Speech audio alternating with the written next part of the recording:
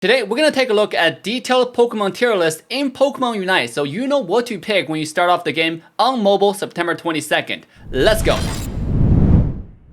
Yo guys, how's everyone doing? This is your guy Assassin Dave. Welcome to the Pokemon Unite tier list video. Today I got a special guest, Mr. Heppo from YouTube. Make sure to subscribe to his YouTube channel.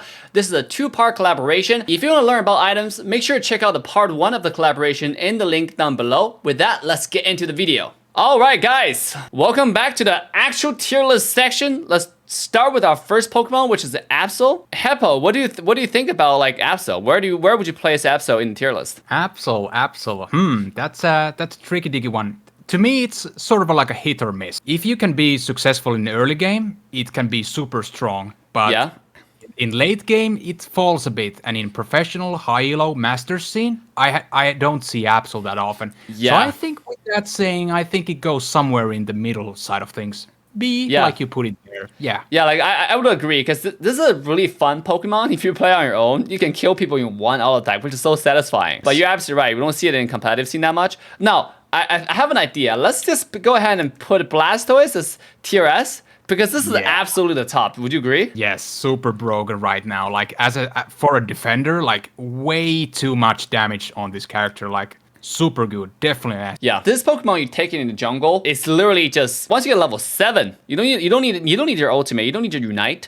It's literally team wipe time. You know, you go on a team, you have focus band, you just start spinning around and just GG's. Yeah. So I think this will make our job easier. We set the top bar, and let's go ahead and set the bottom bar. Let's just go ahead and set up tier D.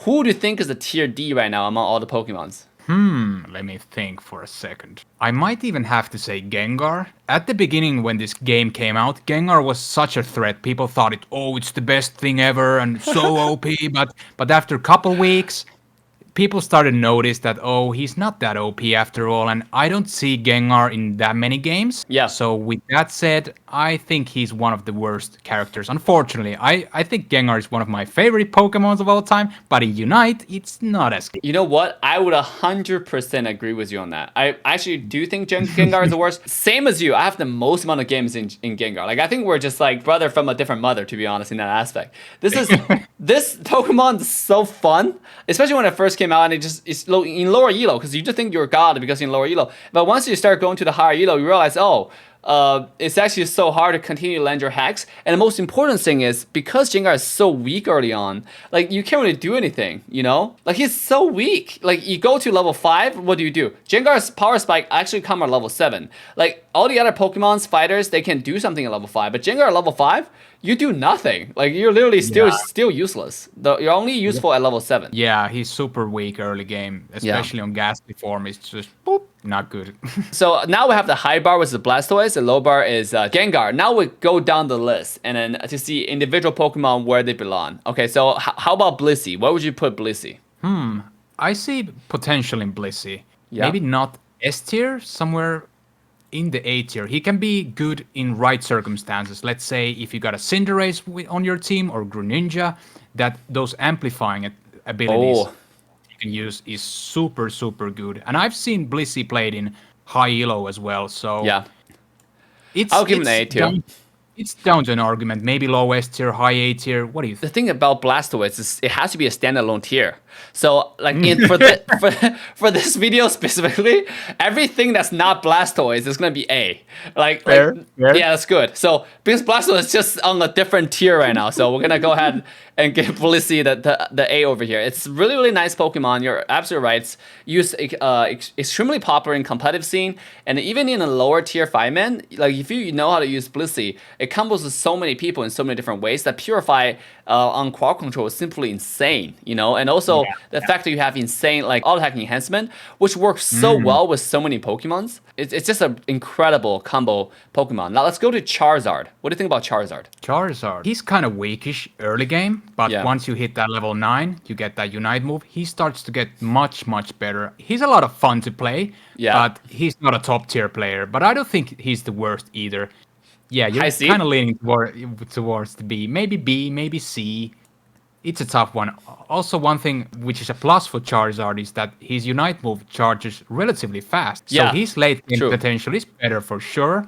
But I'll let you decide. It's going to be either Would B you or say C. Charizard's better than Absol or worse? Oh, that's a tough one. They're so on par in my opinion. Right? I'll let you decide. Oh my god, that's so hard. Because I'm assuming both of the Pokemon for me are just fun Pokemons. Like when I'm super bored, I play them. Yeah. But they're not mainstream Pokemons to begin with. They're not something that's super meta. You don't really play them all the time. If you want to go on tournament, you definitely do not want to play them. But again, it's definitely a Pokemon you can play in your casual games, in your regular ranked games. If you're in lower elo, it doesn't matter. I would say that they were the same thing as Absol. I would put Absol a little bit higher just because how much stronger Absol is in early on. Like Yeah. That's you land one crit, it's GG's. Yeah. The ordering is right now. It's pretty good. How about Cinderace? What do you think about Cinderace? I think it's definitely A, but where A? Higher A? I think Cinderace is really good, but the problem is with Cinderace that Greninja exists, and Greninja is just a better auto attacker than Cinderace. True. Yeah. So I really do enjoy Cinderace. I also made a guide for it because it's my most played character. Yeah. And but it's not the best character in the game right now. Super good. It has its potential. It has its value. It excels better in the jungle. It can be used in lane too. But again, Greninja is just a better jungler. But I think somewhere in the low A tier will be sufficient for Cinderace. So you wouldn't say this is better than Blissy then? You would say Greninja, like Cinderace is this? Maybe, yeah. I mean, right now, the current meta is similar too. You have Greninja jungle, so suddenly you got two fighters, so like Cinderace is not used as much as before. So definitely this makes sense. And also, I think I will make a tiny adjustment. I'll move this two to the C tier. Because in the B tier, I think we're a lot of Pokemon that's better than this two, but also worse than this. So, which makes sense to put this two on the C tier because they're not meta, but they're fun Pokemon to play. Yeah. How about Cramorant? Oh, Cramorant. Second Pokemon I made a guide for. I really think Cramorant is a nice utility mage. It definitely belongs somewhere in the A tier. The combination of Surf and Hurricane, you can just give so much good crowd control to your team. And set up those skills. It's super, super good. And the ultimate, the Unite move, is one of the best in the game. Yeah. Somewhere in the A tier, maybe between Blissy and Cinderace would be sufficient. Or between Greninja and Blissy. I'll leave it that up to you. Yeah. I'll put it between Greninja and Blissy because they're both blue, so it's connected. Yeah. Nice. Like you're absolutely right. Cramorant is and also it's a skill shot Pokemon. Like I cannot wait. The reason why we make this tier list because mobile is coming out. I cannot wait to play this Pokemon on mobile. It's gonna be so much easier to land all your skill shots, and you're gonna be so much more accurate overall. Like that's something I really look forward to. So let's go to the next Pokemon, which is Crustle. Crustle, I think is a B tier for sure. I would say maybe high B tier, low A tier. I thought that Crustle was pretty mediocre when I started playing the game, but I've seen good Crustle gameplay on higher stages of the game, like Masters and stuff. Yeah. So with things like Score Shield, it can be abused in great ways. Yeah. And you can solo push that top lane if you go that 3 bottom lane strategy. I don't know if you're aware of that, but it's a tough one. Maybe low A tier or high B tier will be sufficient. Very tanky, has that good utility overall, and it's a super good one. Let's put actually low B. The reason for that is low A. The reason for that is you can actually take out Crustle just like you said in solo queue even. Like you can just play Crustle not as a support, but more of a fun Pokemon. You just go Score Shield all the time. And because he farmed Pokemon actually really fast. He can farm wild Pokemon with like one little skill. Pum pum pum. Pokemon's dead. So I like Crustle. I think low A is definitely It do him justice. It's a fun Pokemon. You can take it out solo. And by the way, guys, the tier list is not 100% accurate because in Fireman and in solo is completely different kind of game. It's 2 different games.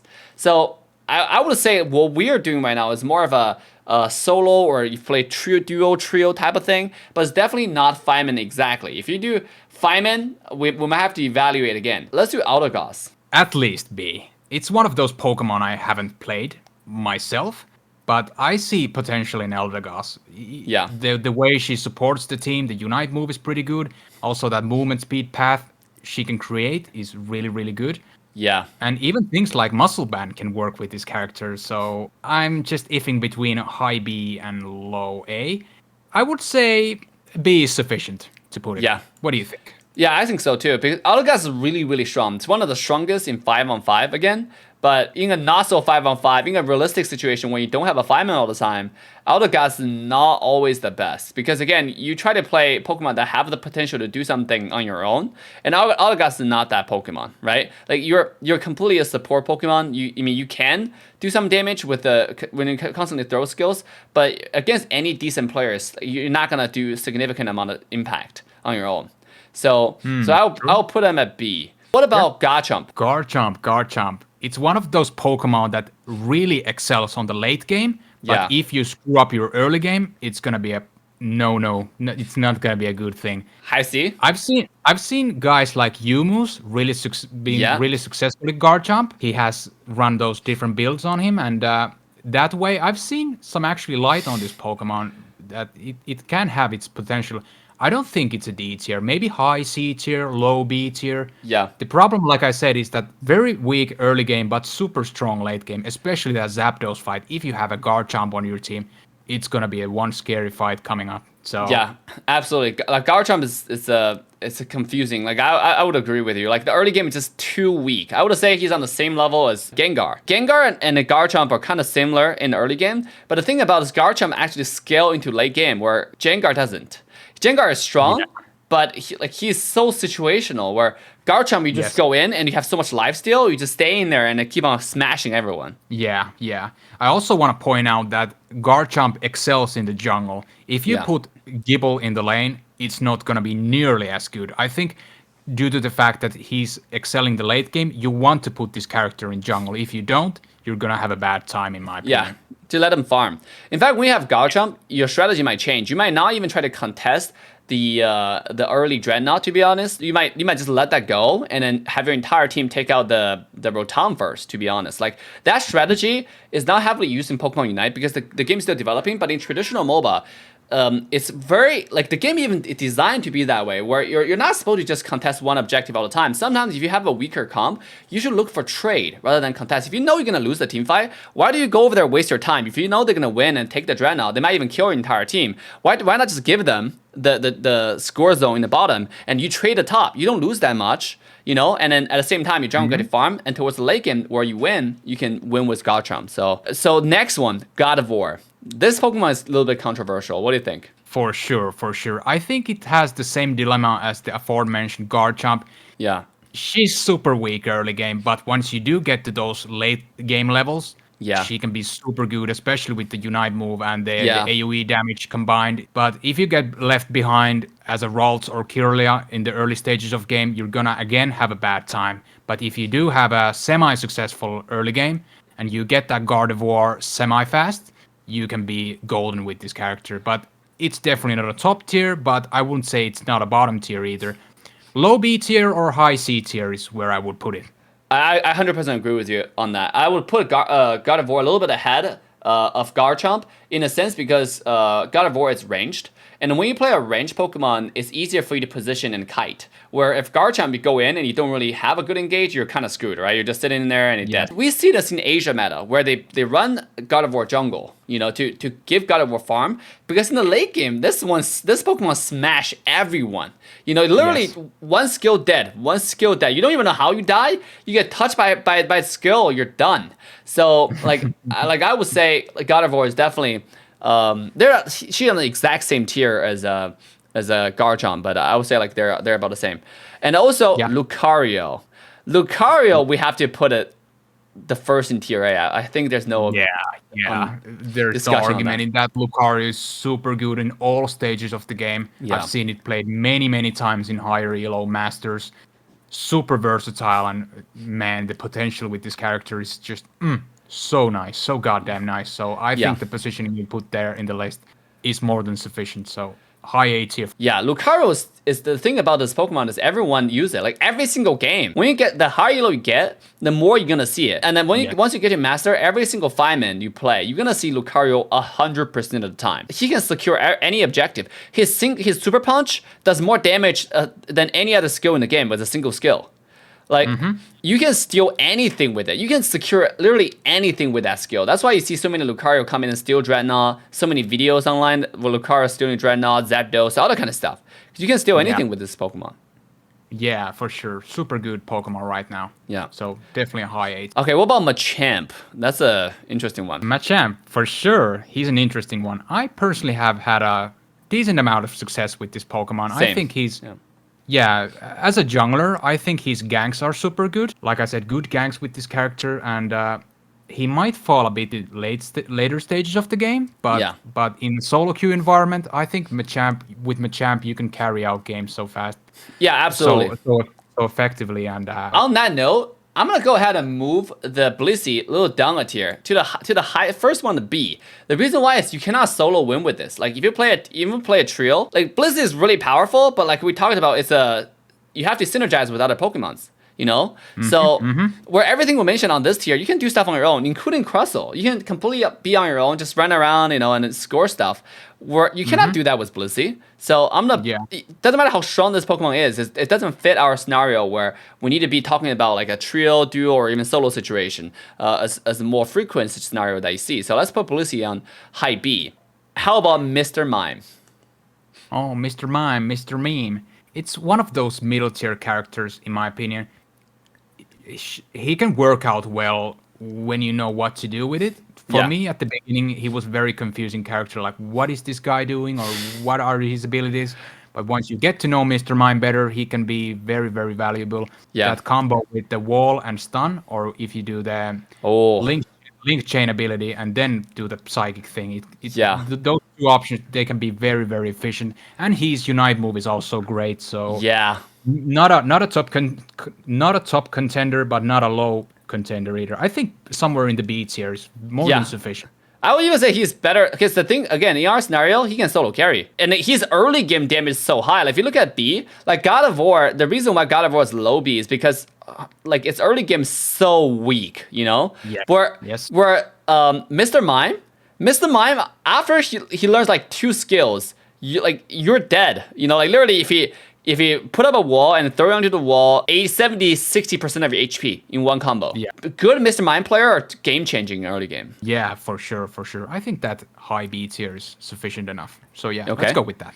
All right, what about Ninetales? What do you think about Ninetales? Ooh, A9 or Alolan Ninetales. Some people call it A9, myself included. I think it's just more simplified. Somewhere in the high B, low A tier, if you go Dazzling Gleam, Aurora Veil build with this one, you can do so much damage from such a good distance with those boosted auto attacks. Also, the crowd control from Dazzling Gleam is just so nice. That AoE stun is just good. The problem with A9 is that the mobility is very weak. So if you're not being smart and keep the distance with this character, you're gonna have a bad time. But A9 overall, super viable. I think somewhere in the A tier is more than viable. I'll let you choose that position. True. I agree. I'm gonna put him between Cramorant and Cinderace just because I think Ninetales even. Personally, I would pick Ninetales over Cramorant at any time, especially on Switch because like I don't like to the skill shot on Cramorant is so cringe for me. But Ninetales overall doesn't have a lot of skill shot, and it's like you said, if you go Aurora Veil, you just auto attack. You activate a skill and you auto attack. It does insane amount of damage, and it's definitely more meta as a Silener than Cinderace. So I'll put him like right here. The quad control the Ninetales does early game, and also you can use Ninetales ultimate to steal any objectives. Once you put some passive on the objective and you throw your ult. It does a lot of damage. 99% of the time, you probably will secure it. If you are able to live to that time, like you said, he's super squishy and super not mobile. Pikachu, what do you think? Pikachu, my favorite Pokemon of all time. I'm so sad that he's not a top tier contender. Don't dare to put it on the D tier. He's not that bad. Pikachu's early game, I would say it's pretty good. Yes. But towards the late game, he starts to fall off. He's not as just good as, let's say, other utility mages like Cramorant, for example. Yeah. But somewhere in the B tier, maybe between Blissy and Eldegoss, or between Eldegoss and Gardevoir, I think Pikachu fits somewhere in there. Like I said, super good early game, but sadly falls off in the late game. Absolutely. Like, people underestimate Pikachu so much early game. Like, his early game damage is insane. When it throws a lightning ball at you, that's literally like 40% damage, 40% HP in one skill. Yeah, so, So I would have put him between Eldegoss just because you're absolutely right. He doesn't skill into late game, so he's like the same thing as a Gengar in a way, right? You don't skill late game, then you're gonna run into beating a brick and the wall. So Eldegoss, however, is always useful. Like the heal is insane. So Yes. And the speed boost and everything. So let's just put him at the position you recommended. How about Slowbro? What do you think about Slowbro? Slowbro. Okay, Slowbro. Let's see. He's not the best support or defender, but I don't think he's the worst character either. Somewhere in the mid tier again. I like his surf and telekinesis. They provide a heck ton of crowd control. Yeah. As well as Slowbro's Unite move is super good. You can suppress that one enemy and just shut down that from pretty effectively, especially if you have a teammate to back off with some extra damage. Slowbro, I think where you put it right now, it's pretty sufficient. Yeah. He's not the best nor the worst. Somewhere in the B tier, for sure. Yeah, absolutely. Like when you're not in a 5-man composition, when you're playing trio, solo, duo, Slowbro's crowd control is insane. I don't know how people can underestimate this. And also another thing that people don't know, Slowbro's ultimate is suppression. Like what does that mean is Slowbro's ultimate is the highest tier crowd control in the entire game. Like when let's say if Garchomp, right, activate ultimate and start running around, Slowbro can go over there and activate his Unite move, and Garchomp will be suppressed and not able to move. Like literally, Garchomp will stop his ultimate and stand still and get beaten up. If that's the case, he's just gonna be dead on the ground. So, like I think this Pokemon is really really good on a single target suppression. If then you have like Blastoise coming in, you just Slowbro them. You know, save your ultimate and just go on Blastoise only. Every time Blastoise come in and you suppress them and everybody beat him up, he dies. So yeah, you also want to keep in mind that if you use Wigglytuff's Unite move or if you have the full heal battle item, it's not gonna remove the suppression ultimate. So even with that said, it makes it even better, and it's kind of unique on its own when you compare the rest of the crowd controls in the game. So that's a one scary Unite move for sure. But yeah, speed tier is pretty nice. Speaking of Wigglytuff, let's just put Wigglytuff right here. I think they're about similar. Like, would you say? I would say Wigglytuff is better though than Slowbro. You know, I would put Wigglytuff on A tier. A tier? I think, yeah. Like I've seen so much success with Wigglytuff. The Sing Dazzling Cling combo is just... Oh my god. You're right. All stages of the game, Wigglytuff is, I would even argue to say, broken. Like, so annoying to play against. So much value. I would even put it as high as between Greninja or Cramorant or between Lucario and Greninja. I think Wigglytuff is super strong right now. That's why it's even banned in these tournaments. Yeah. So absolutely. Wigglytuff is so annoying. Like the reason why I want to put it over here because everybody's pink. They're all supports and all pink, so it has to be the highest, and I'm gonna put over there. Maybe eventually, when we're like later on, we'll do more specific tier lists on individual roles. You're gonna have like this on tier S. Like right now, I absolutely agree. Like overall, Wigglytuff is just such a good support hero overall. So one of the best, like your most considered choices. So like, but does a Wigglytuff solo carry though? What do you think? Like, if you would take this Pokemon out on a solo queue, do you think it's viable? Yeah, within the right circumstances, I would even argue that you can solo carry with Wigglytuff. Like, she just never dies, and the amount of crowd control you can do with the Sing, and the fact that you can cleanse ultimates and you get that shield, it's just such an annoyance to play against. Absolutely. Absolutely. All right. I will put Wigglytuff at A tier also then. The next one we have is Snorlax. I think Snorlax is the same thing as Wigglytuff. They're on the same tier. Yeah, for sure. Snorlax belongs in the A tier. Yeah.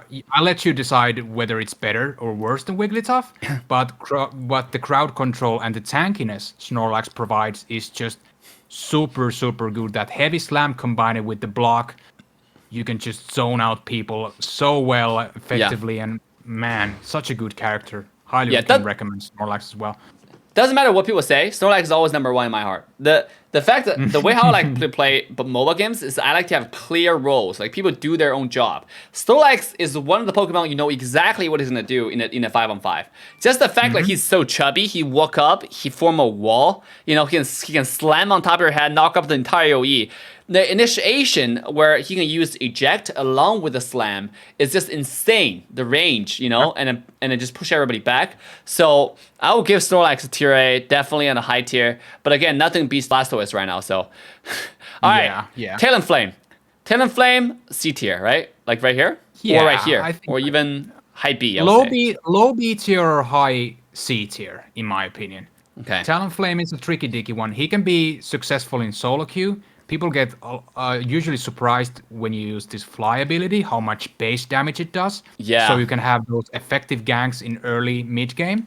And even you can steal a lot of objectives like the Rotom, Dreadnought, Zapdos pretty effectively with this character. So in a solo queue sense, I think somewhere in the B tier will be sufficient. But don't put this character on lane. Put it on the jungle. Yeah. I would 100% agree. Talonflame is like I've seen people done really well with it. I have done quite well with it, even though I freaking hate it. The fact that I hate it is only because of Switch controller. Like if this is on mobile, I'm pretty sure Talonflame just the design itself, the fact you can fly, and then the Unite move is so unique. The fact, like, just those two combined is going to be one of my favorite Pokemons in the entire game. Literally, you can fly across walls. Like, the dash range, if you learn Angry Bird, is insanely long. Like, it reminds me of one of my favorite MOBA characters that I played before. So, I'll give him, like, a middle B. Venusaur, though, definitely a higher tier. I would even say higher tier than all of these. I would say right here, like, in the middle A. I think I have to argue with that. I love to play Venusaur. Don't get me wrong. I think the sniper build when you go Solar Beam and Sludge Bomb, it's so much fun. But the issue with Venusaur, like let's say compared to Cramorant, I think those two characters are utility mages. Yeah. But the problem with Venusaur is that if you get caught, you have no form of crowd control to defend yourself, and you can just be easily smacked in a matter of seconds. Yeah, true. It's free food. But the rage potential and the fact you can steal objectives with this, like Dreadnought, for example, is very viable. I would say somewhere in the B, or if you really insist to put it on A, somewhere in the low A tier. Yeah, the thing about Venusaur is different from Mr. Mime. Mr. Mime is, I would just put a high B, to be honest. Because, again, you're absolutely right. On your own, you got to be really careful with positioning. But if enemy has one player who understands how to play the game, like let's say if I'm playing Machamp and enemy has a Venusaur, I'm going to target that Venusaur the entire game. It's literally free food. If I jump on him with a submission, he's dead. Like, that Venusaur is dead, you know? Yeah. So, and he does damage, but the damage you have to wait for the Solar Beam. Like, his auto attack is only the enhanced auto attack does damage. Like, his other auto attack doesn't really do anything at all. You just have to wait for the Solar Beam and Sludge Bomb. But during that time, if you use your skill already, I run in with your Machamp, you're dead. Like, there's nowhere for you to go. Zeraora is interesting. What do you think? Zeraora, it's one of the more popular jungler picks, and for a good reason, in my opinion, because he excels in the early game, mid game, late game. You can just smack people with this when you know what you're doing. Definitely somewhere in the S tier. I'm not personally super experienced with this character, but I've had Zeraoras in my team. I've played against Zeraoras. If you know what you're doing, it can be so good. Yeah. But don't put this character on lane. You have to put it on the jungle to get this potential. Yeah, so he can gank and provide pressure, get kills. Absolutely, I agree with you. I think I'll put Zeraora in the A tier for sure. Again, nothing beats Blastoise right now. So but Zeraora's damage, like I think everyone has gotten punished by Zeraora before. Good Zeraora player, even a bad Zeraora player, he comes in with a full combo, you're dead. Like literally the definition of one-shot Pokemon in the entire game. Alright guys, that's gonna be it. Big shout out to Hepo. Make sure to go follow his YouTube channel and make sure to go watch part 1 for the item tier list on his channel. We'll link it down below. And with that, Assassin Dave signing off. Love you guys. I will see you guys next time. Bye for now. Just for the thrill of it, nothing counterfeit with you, just the thrill of it.